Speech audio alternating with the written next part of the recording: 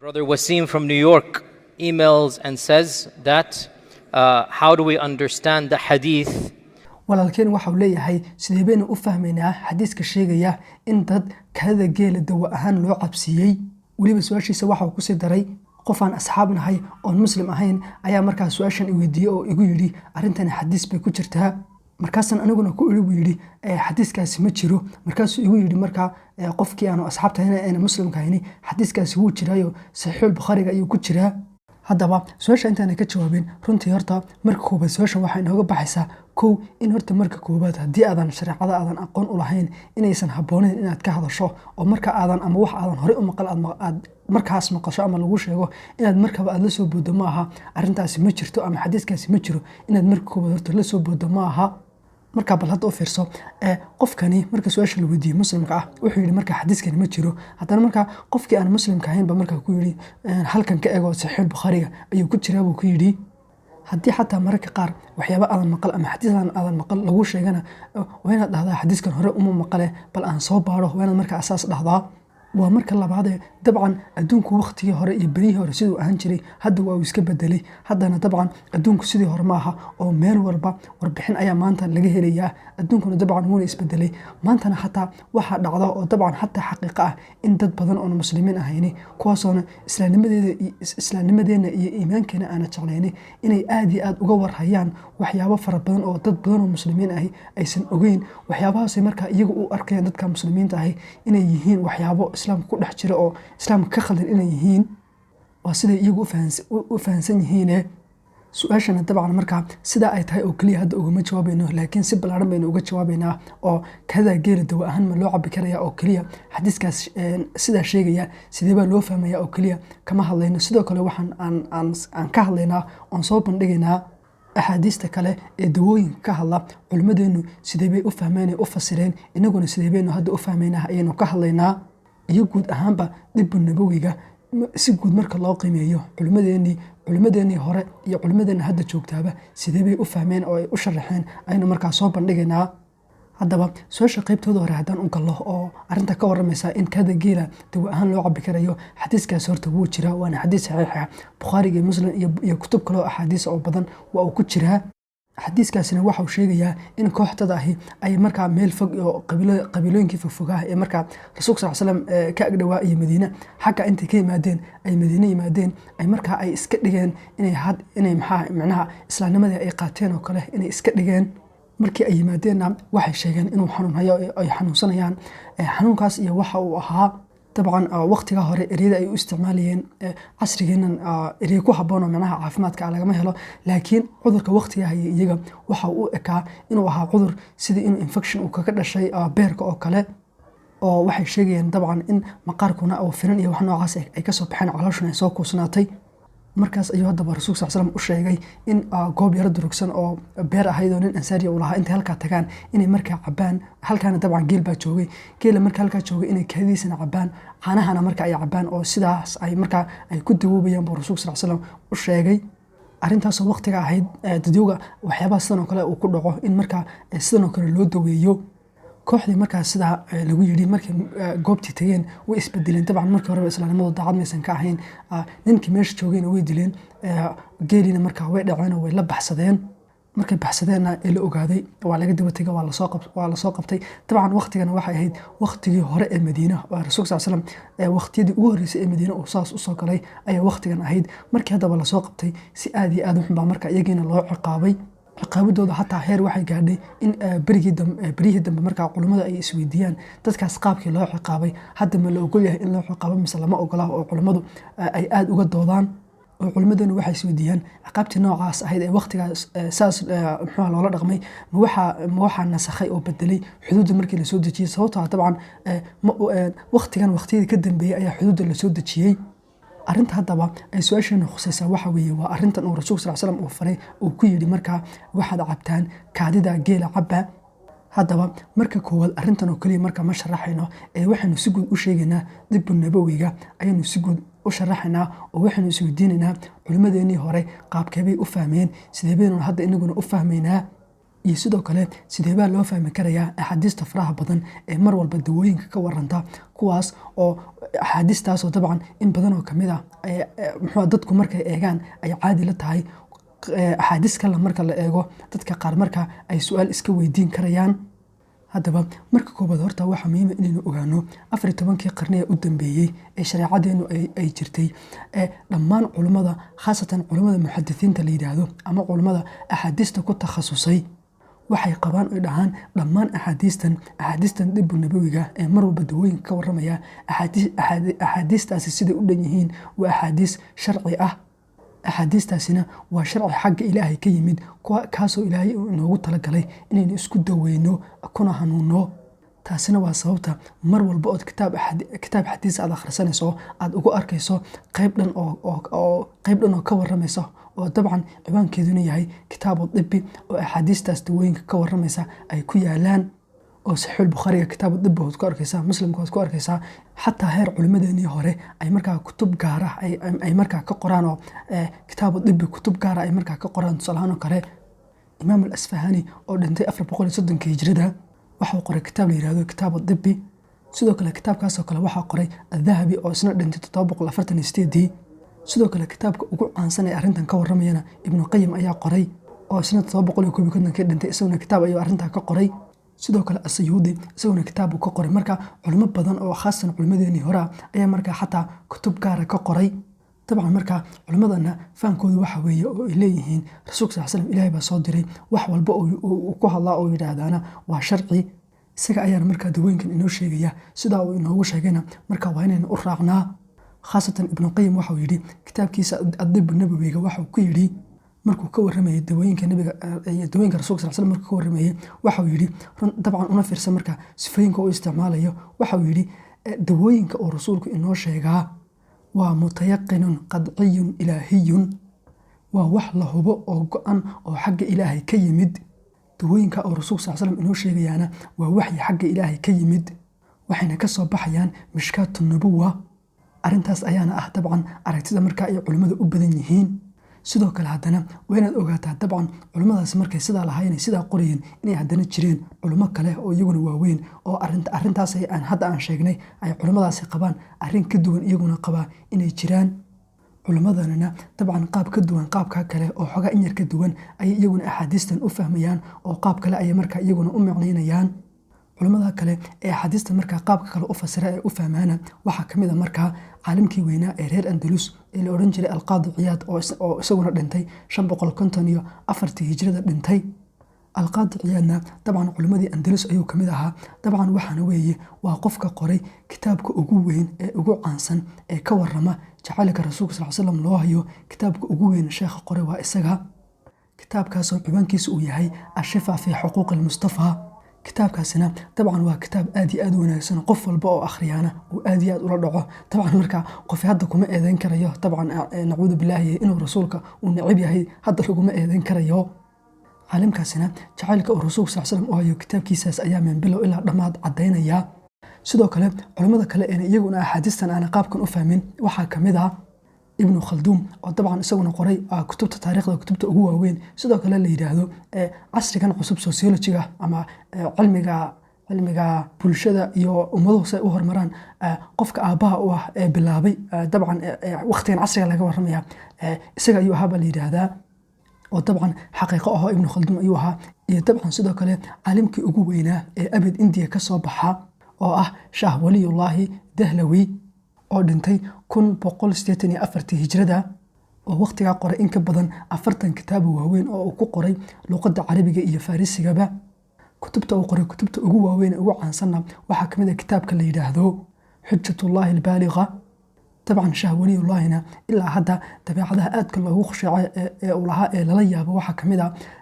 dabcan India maadaama ay ka jiraan firqooyin fara badan oo muslimiin ah oo waxyaabaha qaar isku khilaafo, mararka qaar xataa isku adkeeyo oo xataa mararka qaar masaajidooda aan isku daba tukanin, haddana saasay tahay iyagoo markaa saas isku necab firqooyinka kala duwan, haddana dhammaantood waxay wada qadariyaan oo wada eegtaan oo si fiican u wada qadariyaan Shah Waliyullahi. sababtoo ah dabcan sababta ay sidaa ugu khushuucayaana kutubta uu qori jiray iyo fatwooyinka uu bixin jiray aad iyo aad bay u xeel dheeraayeen. qaabka uu u fikiro ee wax u qoraana waxay ahayd qaabkii ibnu taymiye oo kale. marka isaguna waxuu ka mid ah markaa culimmada qaybta qabtaa ee odhanaysa dibu nabawigu ma aha arin hataa maanta aynu ku khasbannahay oy waajib inagu tahay inaynu samayno ma aha. sidoo kale waqtigeenan iyo casrigan aynu maanta nool lahayna waxaa ka mid ah Dr. Cumar Suleymaan Ashqar oo dabcan ahaa qaybtii koowaad iyo qaybtii koowaad ee ka qalin jabisay jaamacadda Madiina 1962 markii la asaasay. dabcan isagana macallimiintiisii wuxuu dhigayay waxay ahaayeen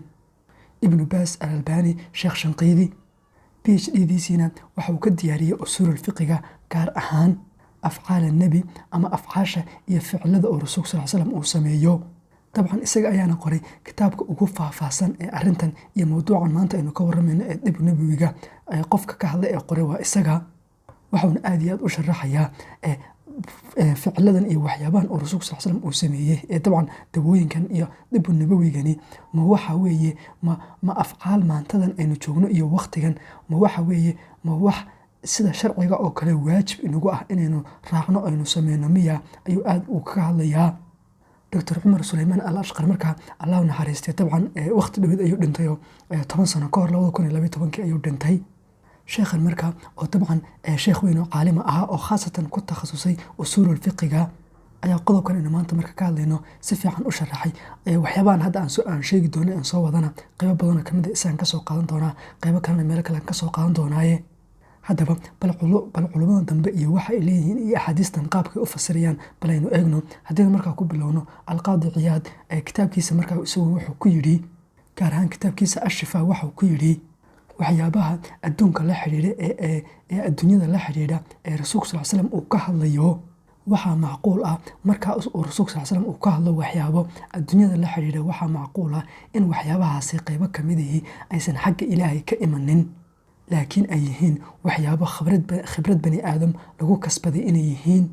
sidaa darteed waxaa macquul ah waxyaabahaas khibradda bani aadamka lagu helo qaybo ka mid ah markaa inay sax noqdaan, qaybo kalena ay sax noqon waayaan. arrintanina dabcan kama soo horjeedo waxna uma dhimayso maqaamu nubuwa. sababtoo ah buu yidhi rasuulka sallallahu alayhi wasallam looma soo dirin in waxyaabaha adduunyada la xidhiidha inuu ina baro oo uu inoo sheego, looma soo dirin. sidoo kale Ibn Khaldun waxa uu leeyahay dawooyinka laga helo axaadiista dawooyinka ka waramaya ee kutubta axaadiista ku soo arooray, axaadiistaasi ma aha waxyi xagga Rabbi ka yimid, waxayse ahaayeen waxyaabo waqtigaas carabtu ay samayn jirtay. rasuulkuna maadaama waqtigaas uu iyaga markaa la joogay, arrimahaas dawooyinka ku saabsanina ma aha wax shareecada islaamku ay inoo sheegayso. rasuulkuna sallallahu alayhi wasallam waxa uu yimid inuu shareecada ina baro, ma uusanse u imanin inuu caafimaadka ina baro. sidoo kale rasuulku uma imanin in waxyaabaha cilmiga adduunyada uu ina baro. Ibn Khaldun wuxuu leeyahay arrintan aan leeyahay waxaa tusaale u ah isku talaalkii bacrimeed ee timirta lagu sameynayay. dabcan isku talaalka bacrimeed uu sheegayna xagga dambe inuu ka hadlaynaye. sidaa darteed Ibn Khaldun waxa uu leeyahay dhammaan axaadiista caafimaadka ka waramaysa iyo axaadiistaas dawooyinka ka waramaysa waa in loo fahmaa qaabka loo fahmo isku talaalkii bacrimeed ee rasuulka sallallahu alayhi wasallam waqtigii Madiina la joogay la sameeyay. dabcan isku talaalka bacrimeed oo ka waramaya muxuu yahay xagga dambe inuu dhigananaa. sidoo kale Shaah Waliyullaahi kitaabkiisa Xujjatullaahi Al-Baaliga isna waxuu ku yidhi rasuulka sallallahu alayhi wasallam cilmigiisa iyo aqoontiisu waa laba nooc. cilmiga koobaadina waxa weeye waa tabliiqu risaala oo waa in Ilaahay uu soo faray inuu risaalada iyo waxyiga iyo shareecada ina soo gaarsiiyo. cilmiga labaad ee rasuulka sallallahu alayhi wasallam uu leeyahay ma aha cilmi xagga Ilaahay ka imanaya oo sida sharciga oo kale waajib inaga inagu noqonaya ma aha, waase cilmi ka imanaya waqtigiisa iyo goobta uu markaa iyo meesha uu joogo. cilmiga labaad markaa iyo qaybtan labaadi waa arinta iyo waxa uu rasuulka sallallahu alayhi wasallam uu ka yidhi isagoo xadiis ku sheegaya innamaa ana bashar.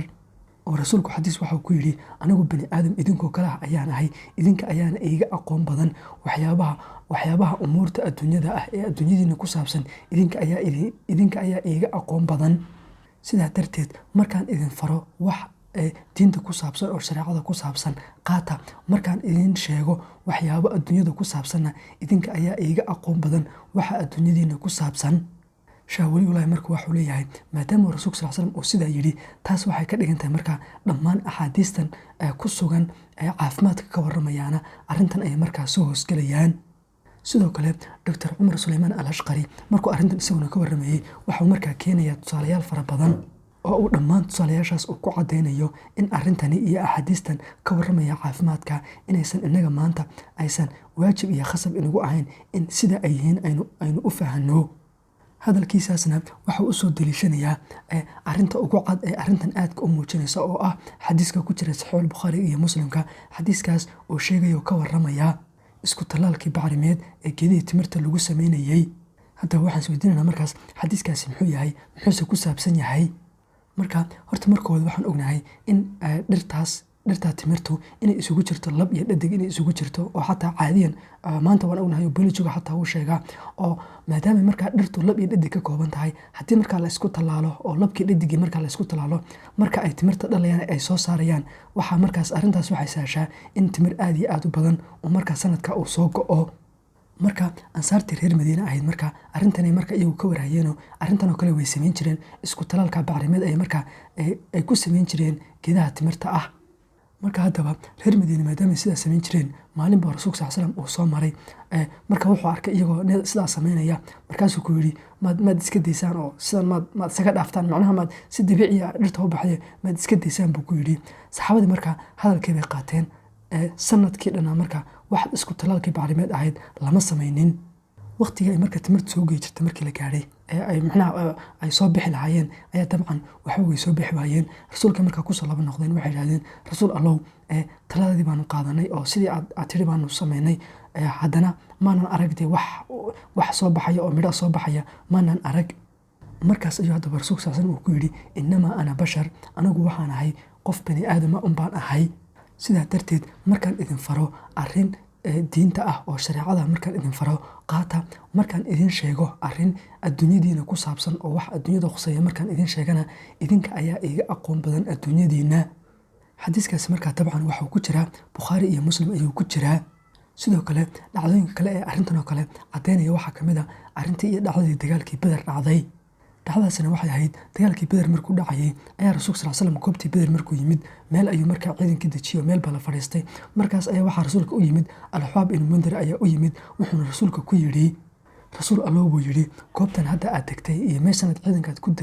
ku dejisay ma meel uu Ilaahay uu ku faray oo Ilaahay baa kuu sheegay ku yidhi halkaa deg miya mise adiga unbaa u maleeyay inay tahay goob dagaalka ku fiican oo dagaalka ku habboon inay tahay? runtii una fiirso intayna bal hore ugu soconin waxaad saxaabigan Al-Hubaab waxa uu fahmayaa in dabcan ficilada uu rasuulku sameynayo inay laba qaybood kala yihiin oo waa kan uu kala saaraya. waxa uu leeyahay arrintani ma arrin Ilaahay uu ku farayba mise waa arrin adinba u arkay inay goob xagga istiraatiijiyadda dagaalka ku fiican tahay maadinba u arkay uu ku yidhi. marka hadda saxaabigan waxa uu kala cad ficilada uu rasuulku sameynaya inay laba nooc kala yihiin ayaa hadda uu dareensan yahay. markaas ayuu Rasuulka sallallahu alayhi wasallam uu yidhi may arrintan arrin uu Ilaahay farayo halka tag yidhi ma aha, anan baase u arkay inay goob dagaalka ku habboon ay tahay saas tahay. markaasuu haddaba saxaabiga Al-Hubaab uu yidhi haddaba rasuul Allah hadda sidaa tahay waxaa habboon oon ku odhan lahaa inaynu hore u yar socono inaynu hore u durugno ilaa intaynu ka gaadhayno in ceelashu markaa iyo meelashaas ay biyuhu ku jiraan ay inaga dambeynayaan inaguna ceelasha aynu xagga hore soo fadhiisanayno iyaguna markay yimaadaan si aynu biyaha aynu uga xidhnayno biyihii inaguna aynu biyo badan u helo iyaguna ay bilaa biyo u noqdaan. saas ayuu markaas ugu faahfaahiyey. dabcan arrintii ayuuna rasuulku ka qaatay oo sidii ayuu sameeyey. sidoo kale meelaha uu Rasuulka sallallahu alayhi wasallam uu badanaa uu ka heli jiray waxyaabaha caafimaadka ku saabsan waxaa si cad oo toos inoogu sheegaya xadiiska ku jira musnad imaamu Axmed. xadiiskaasina waxa uu leeyahay Curwa ibn Zubayr ayaa intuu Caaisha u yimid buu ku yidhi hooyoy dabcan una fiirso Curwa waxaa dhashay Asmaa baa dhashayo hadda Caaisha waxay u tahay habaryar bay hadda u tahay. wuxuu ku yidhi markaa intuu markaa Caaisha u yimid habaryarta intuu u yimid buu ku yidhi hooyoy lama yaabani inaad aad iyo aad u caqli badan tahay sababtoo ah waxaad ahayd Rasuulka sallallahu alayhi wasallam xaaskiisii iyo sidoo kale Abubakar gabadhiisii baa tahay. lamana yaabani inaad aqoon xeel dheer aad u leedahay taariikhda iyo gabayga sababtoo ah aabbaha ayaa Abubakar ahaa. laakiin waxaan la yaabanahay halkeebaad ka keentay macnaha sideebaad ku baratay oo xageed ka keentay cilmiga iyo aqoonta caafimaadka halkeed ka keentay? markaa runta u fiirso hadda Curwa ayaa harta habaryartii oo Caaisha ah yaa su'aashan weydiinaya. marka hadda waxa uu leeyahay hooyey waan ku arkaa inaad caqli badan tahay oo waxyaabo fara badan aad taqaano oo haddaan ku dhaho markaa aqoontii sharciga aad taqaanaa taariikhdii gabayadii intaasoo dhan meelaha aad ka keentay waan fahmi karaa laakiin sideebaad ku baratay markaa cilmiga caafimaadka seed ku baratay markaas ayaa caaisha waxaa tiri iyadoo u jawaabaysa waqtigii rasuulka sal slam waxaa mar walba madiine iman jiray waftiyo fara badan oo dhammaan wadamada carabiya oo dhan micnaha daafaha carabiya oo dhan way ka iman jireen mar walbana iyagoo wafdi ah ayay rasuulka u iman jireen aniguna waxaan mar walba weydiin jiray oon ka wareysan jiray dawooyinkan iyo dawardiraadka iyo waxyaabahaasaan mar walba aan weydiin jiray waxyaabahaas aan markaa aan dadka ka barto dawooyinkaas iyo waxyaabaha dhirta laisku daweynayo marka aan sidaa aan iyaga uga barto waxaan u qori jiray markaa rasuulka ayaan markaa u qori jiray oon u kaydin jiray runtii marka u fiirso caaisha dabcan waxaa lagu yaqaanay oo ahaan jirtay gabadh aada u caqli badan aadna wax u xifdida ayay ahaan jirtay laakiin hadda caqli badnaanteeda iyo waxyaabaha faraha badan ay xifdin jirtay halkeebay ka keenaysaa waxay dabcan ka keenaysaa tajribadii ay sameeyeen dabcan carabtii waqtigaa nooleed tajribooyinkii ay sameeyeen ayay markaa cilmigeeda iyo aqoonteedaas markaa ay ka keenaysay marka hadda dawardhireedku dabcan waa naqaanaa waa wax fiican haddana saasay tahay dawardhireedkaas markaa cilmiga aqoonta ahi meesha uu ka imanaya dabcan ma aha waxay soo degaya ma aha laakiin waa tajribooyinkii dadku ay sameeyeen iyo tijaabooyinkii la sameeyey ay dadku sameeyeen ay markaa ka imanayaan sidoo kale qadimaha kale waxaa kamid ah xadiis kale oo ku jira saxiix bukhaariga ku jira dabcan xadiiskanna isaguna arrintan ayuu aad iyo aad ugu cad yahay bal xadiiskan u fiirsada xadiiskaas markaa waxa uu leeyahay oo rasuulku waxuu yidhi waxa aan ku dhowaaday oon doonayey inaan idinka mamnuuco oon idinka joojiyo khiiladuna markaa waxa weeye in muxuu ahaa labada qof ee isqaba nin iyo xaaskiisu tusaale ahaan ninka markay xaaskiisu ay dhasho ilmaha ay dhasho ay ilmaha naaska nuujinayso waqtigaas ay naaska nuujinayso waqtigaa waxaa la aaminsanaa haddii muxuu ahaa hooyadu markay ilmaheeda ay naaska nuujinayso oo ninku markaa u tago oo u galmoodo in markaa ay caanaha ay ka wasakoobayaan micnaha arrin noocaasoo kale ah ayaa waqtigaa la aaminsanaya waa khiiladan markaa arrintaas ayaa markaa rasuulku wuxuu leeyay markaa waxaan ku dhowaaday oon doonayay markaa khiiladaas iyo arrintaas inaan idinka mamnuuco micnaha markii hooyada ilmaha naaska nuujinayso inuusan ninku xaaskiisa u tegi karaynin inaan idinka joojiyo ayaan doonayay laakiin waxaan arkay in roomaanka iyo beershiyaanku arrintan ay sameeyaan oo micnaha hooyadii oo ilmihii naaska nuujinaysa in raggooda ay u tagaan haddana caruurtooda wax saameyna kuma yeelatee markaa idinkuna waad samayn kartaan xadiiskana dabcan waxaa toos uga cad oo xadiiskan hadda inoo sheegayaa meesha ay tajribadu ay ka imanayso iyo arrintaas oo bani aadamku ay tijaabiyeen meeshay ka imanayso dabcan way inoo caddahay halkaana dabcan waxaa inooga cad in mar walba waxyaabihii faraha badnaa ee rasuulku uu samayn jiray inay mar walba ay kala saarnaayeen waxyaabaha sharciga ah ee waxyiga ah iyo waxyaabaha intuu rasuulku uu caado u sameeyo waxaasoo markaa ka imanayay dadkaa uu ka dhex nool yahay iyo waqtigaa uu joogo tusaale ahaan oo kale ciidanka iyo qaabka loo habeynayo ciidanka sida loo kala horayo sida ciidanka loo kala wadayo ma ahayn dabcan wax waxyiga oo soo degaya ma ahayn sidoo kale marka la dagaalamayo qalabka la isticmaalayaa ma ahayn wax waxyiga oo markaa soo degaya ma ahayn sidoo kale xataa waqtiga uu rasuulku noolaa marka qur-aanka la qorayo qaabka qur-aanka loo qorayo ma ahayn iyaduna wax waxyiga oo soo degaya rasuulku wax muusan qori jirin laakiin markuu qur-aanka uu saxaabada u yeedhiyo waa la qori jiray sidaa darteed maantana dabcan ma arkaysid oo qof odhanaya ma jiro markii uu rasuulku noolaa ee qur-aanka uu yeedhinayo qaabka ay saxaabada u qori jireen qaabkaasoo keliya yaa sharciga oo waajibo maanta qur-aanka qaabkaasun ha loo qoro dabcan cid odhanaysaa ma jirto sababtoo ah waqtiga ay saxaabadu noolaayeen qur-aanka qaabkay u qori jireen haddaad maanta akhrido dabcan ma fahmaysid sidoo kale bal isweydiiye rasuulka sal slam intii uu noolaa ee uu madiine uu joogay dowladdaas islaamka ah iyo qaabka loo kala hagayo iyo dayoga lama magacaabayo arrintaa muusan samayn jirin laakiin waqtiga cumar bin khadaab ayaa dabcan soo bilaamatay in magaalo walba dabcan muxuu ahaa dad gaara loo magacaabo oo markay noqoto sekada wasiirka loo magacaabo dagaalka wasiirkale loo magacaabo sidaas waxa u kala ablayay dabcan cumar bin khadaab sidaa darteed culimmadan dambe waxa ay leeyihiin dhammaan axaadiista dibu nabawiga ah ee dawooyinka ka waramaya waxay la mid yihiin uun waxyaabahan kale ee caadiga ah ee rasuulkuba uu samayn jiray tusaalahaan oo kale sida dowladda muxuuha loo wadayo qur-aanka waqtiga hore qaabkii loo qori jiray dabcan saasoo kale bay markaa la mid yihiin ay leeyihiin marka culimmadani dhammaan axaadiista dib u nabiga markay saas u fasiraan, laakiin waxyaabaha qaar baa laga soo reebaa, oo waxyaabaha laga reebo sida iyaga aan oran waxa weeye waa keliya haddii rasuulka sal slam intuu wax uu sheego oo wax uu dabo ku sheego kadibna uu ilaahay ku xidho oo ilaahay uu raaciyo, shay walba marka ilaahay la raaciyo arrinka isagu markaa kuma jiro, oo kaas isagu waa sida uu rasuulku uu ku sheegay. tusaale ahaan oo kale rasuulka sal slam wuxuu dabo ku sheegay malabka. dabcan isagu markaa malabku axaadiistan kale iyo qaabkan kale ee tusaale ahaan oo kale kii aan sheegaynay ee kaadidii geela, isagu markaa wuu ka duwan yahay, sababtoo ah markii uu sheegayey ilaahay ayuu raaciyay oo ilaahay buu ku xidhay. laakiin dhammaan axaadiista kale ee markaa dawooyinka ka warramaya, laakiin sida malabka marka la sheegayo kale aan ilaahay lagu xidhin, iyagu markaas kaasoo kale ma aho, way kala duwan yihiin. sidoo kale waxyaabaha laga reebo waxaa ka mid a dawooyinka ruuxiga ah, waxyaabaha uu rasuulku intuu dawo ku sheego laakiin waxaasi uusan ahayn wax la taaban karayo, wax ruuxiya uu yahay, kaasina isaguna kuma jiro. tusaale ahaan ruqyada oo kale ama kutufitaanka, isagu dabcan muxuu ahaa axaadiistaasoo kale qaabka loo fahmay isagu kuma jiro, isaguna waa uu ka reeban yahay. sidoo kale dawooyinka kale ee ruuxiga waxaa ka mid a sadaqada, oo rasuulka sal slam wuxuu yidhi bukaankiina sadaqada ku daweeya. dabcan kuwaasina iyagu kuma jiraan maadaama ay yihiin dawooyin ruuxiya, maadaama ay yihiin. sidoo kale dabcan inaynu intaa uun ku dayno ma aha, mawduucyadan oo kale marka laga hadlayo waa arrin aad iyo aad u xasaasi ah, sababtoo ah dad ayaa waxay u malaynayaan in maqaamkii nebinimadu in xogaa ay markaasoo kale ay daciifayso ayay u malaynayaan.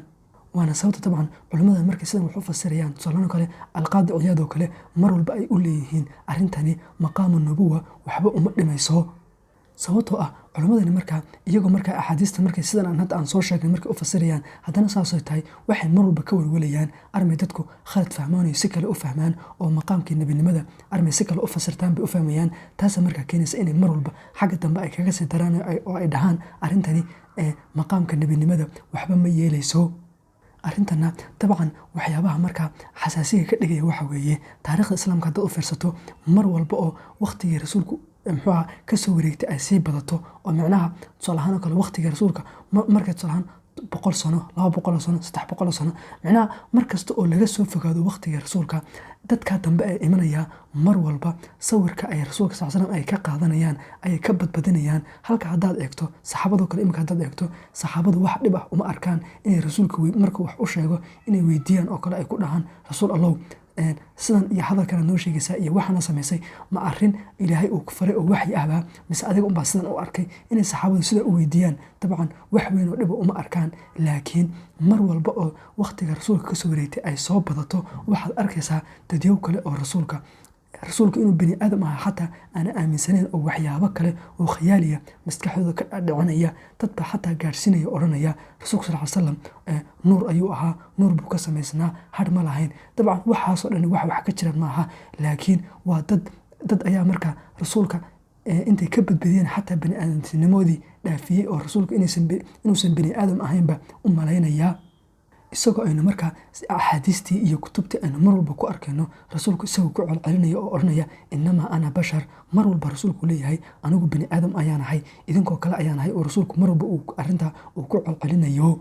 arrimahan oo kalena marka laga hadlo dadka inta ugu badani dabcan qaab cilmiyeysan uma eegaan, laakiin qodobadan oo kale marka laga hadlo qaab qayreysan bay u eegaanoo isla markadaba way boodaan.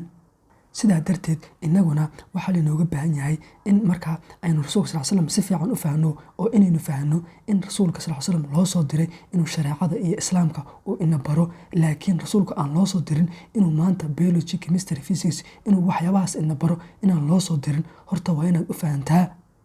waayo mar walba rasuulku waa ka ku celcelinaya oo odhanaya umuuraha adduunyada iyo waxyaabaha adduunyadiina ku saabsan idinka ayaa iiga aqoon badan, waa ka mar walba ku celcelinayaa.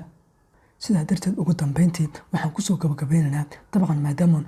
labadii aragtiyoodba aynu wada aragnay, aynu wada qiimeynay. dabcan haddii markaa tusaalahaan oo kale aragtidan dambe aad culimadan dambe aad aragtidooda ay kula muuqato inay kula xoog badan tahay culimada kale ee markaa aragtidii hore aan sheegaynay qaba, haddii marka aad aragto qof culimada hore aragtidooda ku waafaqsan oo arrintaas sameynaya, oo tusaale ahaan kaadida geela ee dawa ahaan u cabaya, haddii aad aragto adiga kuma habboona inaad markaa aad ku jeesjeesto ood ku qosqosasho ood muxuu aad ciyaar ka dhigato, sababtoo ah arrintan rasuulka ayaa faray oo yidhi. haddii aad ku jeesjeestana waxay ka dhigan tahay adiga oo nebi maxamed sal slam ku jeesjeesaya ayay ka dhigan tahay. waa marka labaad waa inaad u fahantaa waxyaabahan oo kale iyo xataa guud ahaanba dhammaan axaadiistan markaa dawooyinka ka warramaysa arrintan xataa kaada geela ku saabsan waa inaad horta u fahantaa arrintan wax ka khaldani inaysan jirin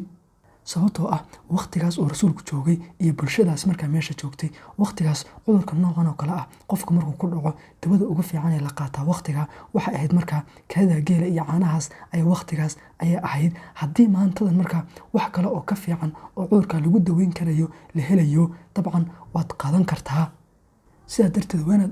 inaad markaa dhahdaa ood u fahantaa in waqtigaa hore dawadani ay ahayd waxa ugu fiican qofku markuu cudurkaas ku dhaco lagu daweeyo haddii maantadan markaa dawo kale oo ka fiican la helay oo qofkii qaab kale oo loo daweyn kara ay jirto dabcan inaad markaa arrintii aad ku jeesjeesto maaha waxaad dhahdaa oo keliya arrintana waqtigaasaa la samayn jiray waqtigaasa ummadda anfaci jirtay maantana arrin kaleoo ka fiican baa jirta intaasuna waa inaad ku dhaaftaa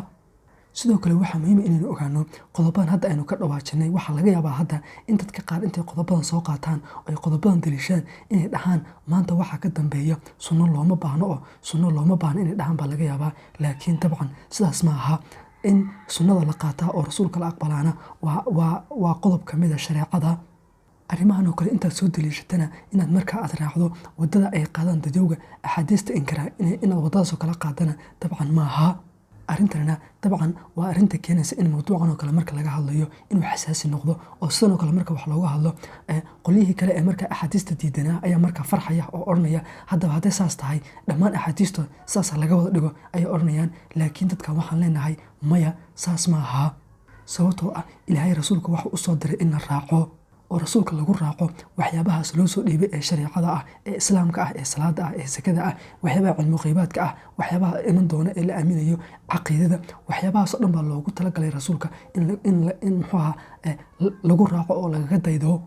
sidoo kale dhammaan culamada dambe alqaadi ciyaad ibnu khalduum alashqar dhammaantood waxay wada sheegayaan hadda inta ay kusii raacayaan ka waran haddii qofi uu markaa axaadiistan dawooyinka ka warramayo kale jacayl uu rasuulka u haya dartii intuu u qaato oo uu dhaho maadaama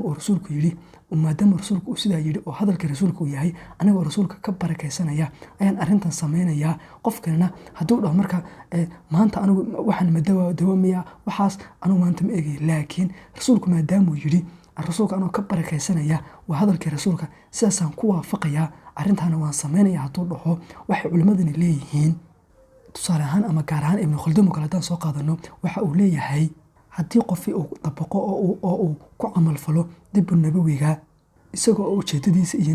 niyadiisu ay tabaruk ay tahay oo uu doonaya inuu ka barakaysto iimaankiisuna uu nadiif yahay oo si ay daacad ka tahay rasuulkana jacayl dhaba uu u hayo waxa uuna shaki ku jirin in arrintaa uu sameeyey ilaahay uu u barakaynayo oo ilaahay uu ku daweynayo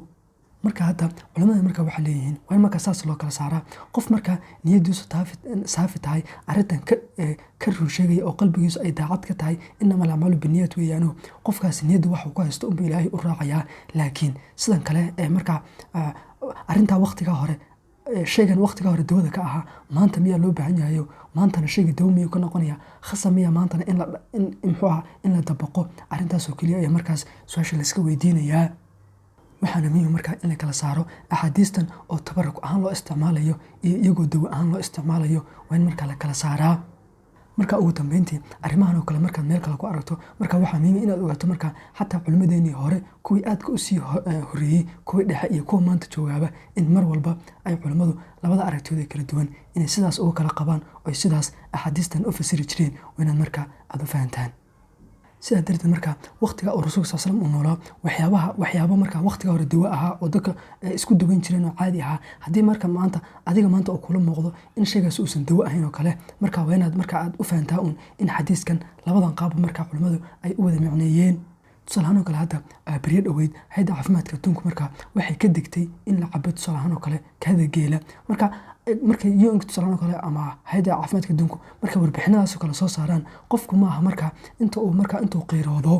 oo uu qaab xamaasadaysan intuu ku joogo oo uu dhaho iyo isku malaynayaan ma rasuulka ka fiican yihiin bala intuu qofku sidaa u hadlo dabcan inuu dhinac kale u boodo maaha laakiin waa inaad markaa qaab cilmiyeysan aad u fahantahayo waa inaad markaa u fahantaa in xadiiskan arrintan sheegaya in culimmadeenii kuwii hore iyo kuwii dhexe iyo kuwa maanta joogaaba in labadan qaabba loo wada micneeyey oo loo fasiray marka waa inaad sidaa aad u fahantaa Therefore, Allah knows best. We should not have any problems in saying this is from the saying of the Prophet ﷺ. He himself told us about this. When I come to you with the deen, follow it. And when I come to you with the dunya, what did he say? أنتم أعلم بأمور دنياكم. This is what he himself said. وآخر دعوانا الحمد لله رب العالمين وصلى الله وسلم وبارك على آله وصحبه أجمعين. Inshallah, we'll continue next week. Assalamu alaikum wa rahmatullahi wa barakatuh.